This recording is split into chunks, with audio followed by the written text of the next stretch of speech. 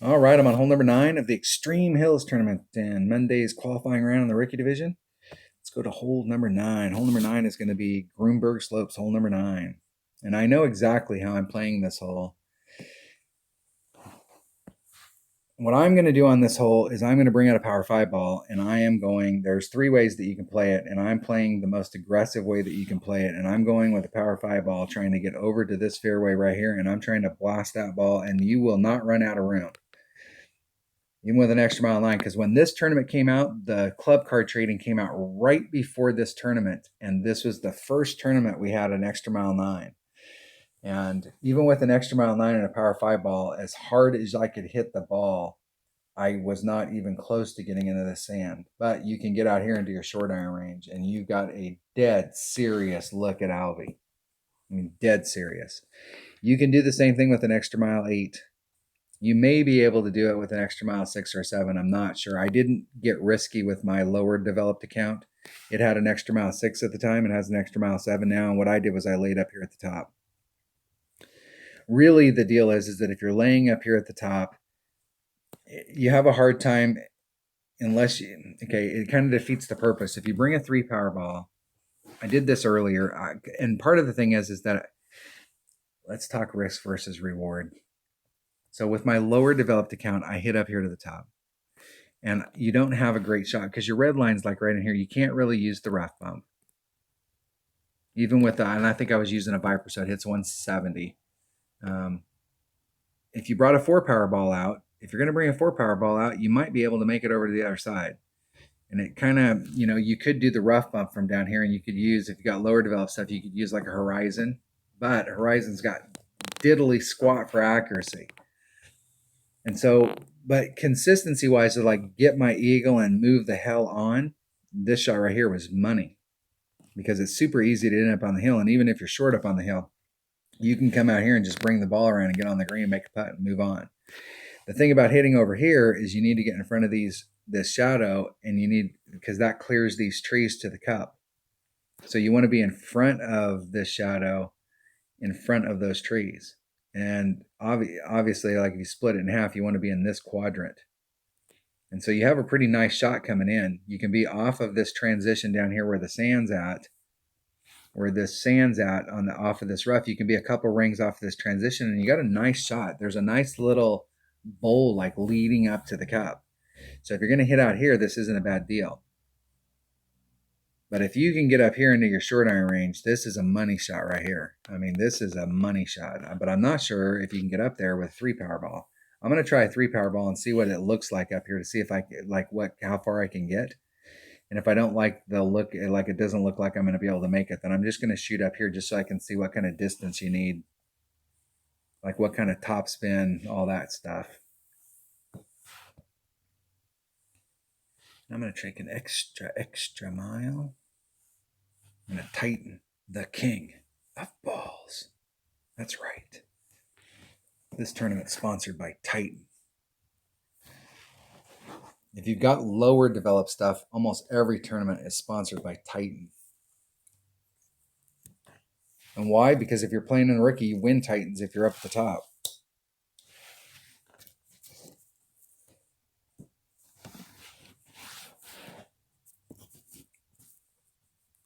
When I'm out practicing holes, I usually, like in their tournament holes, I'll usually use a Titan because it's a great, I don't know if I can get over.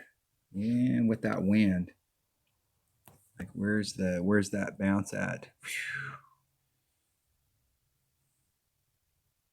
I mean, I could probably get a rough bump out. I could probably get a rough bump out the way the wind's blowing. I give myself plenty of room here.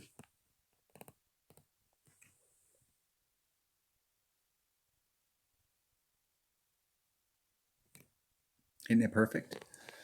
See if I can rough bump it out. I don't think I have enough to clear, but if you had it, do I have enough to clear? Yes, you do have enough to clear out there. And now that's with an extra mile 9. So if you got an extra mile 8, you'll probably end up clipping the rough and running out into the green. And that'll probably put you in your long iron range, and you'd have a pretty good shot out there, and you've got tons of room. You could probably hit that great to the left or the right. You could hit an easy 1 ring great to the left or the right and still end up going down the fairway. And if you clip the rough, you could probably hit a 2-ring great to the left or the right and still be all right. And I mean giving yourself plenty of room away from this sand trap. Now, the reason my opponent's pushing the limits there is because they're trying to get to the narrower part down here, because the farther you go to the right, the shorter that rough is. But if you hit anything to the right, you're screwed. There you go. That was with a katana. So you can definitely get it done with a kingmaker or with a titan. And a titan would work better than a kingmaker because you can use all that wind. And we are so close to flat here.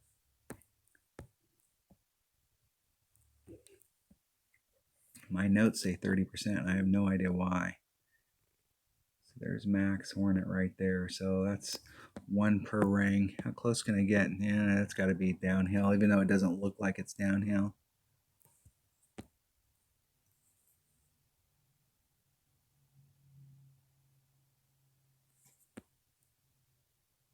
Going right at it.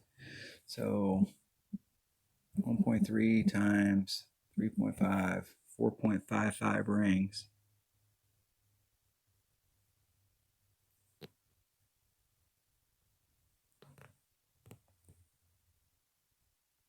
Oh, and that's 9 holes in a row.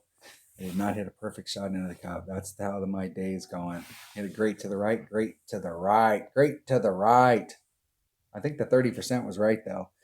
Looking at it from like right here, it doesn't look like you're that far downhill.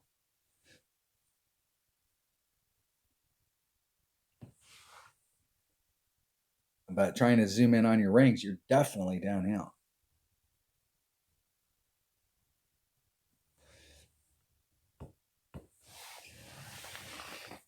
And with the Power 5 ball, I was ending up out there, and I believe I've got 1.75 written down for my Hornet. So I was ending up in mid club. So I was picking up a little bit more distance to probably eke it towards minimum club.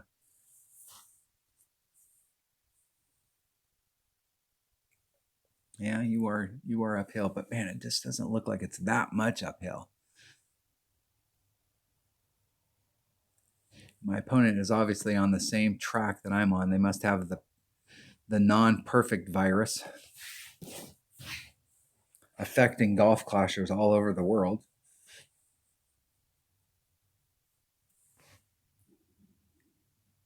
I'm going to give you guys some bonus action. We'll see what par 3 we get here. I have plenty of room. This was truly a practice round.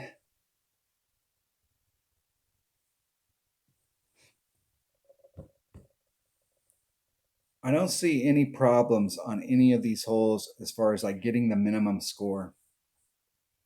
And I see a lot of holes where we have great opportunities to pick up shots. I'm not fully convinced that 2 of the par 3s have serious shots of hole-in-one. While there's going to be people who get hole-in-ones on all these par 3s, this particular hole right here, I'm not fully convinced. I'm not convinced that there's a great hole-in-one opportunity here, but I'm going to work this shot. See, this is another one of those holes. It's like you would think that you could get up here somewhere and you could take this shot. And I know that's a 2 side spin ball, but it just doesn't seem right. It just doesn't seem right, man. And I know it was running out a lot farther than I thought it was. So I'm going to leave the ball guide just a little short. I'm doing like a 20%, so that's a 5 ring pull. And that was 5 and some. And I still can't hit a shot perfect. Let's see if pulling it back a little bit put me more cup high. So I was about 1 cut on the green short of getting up to it. Earlier when I actually had this hole in the round, I ran my ball guide all the way up to it, and I ended up probably 2 or 3 rings past it.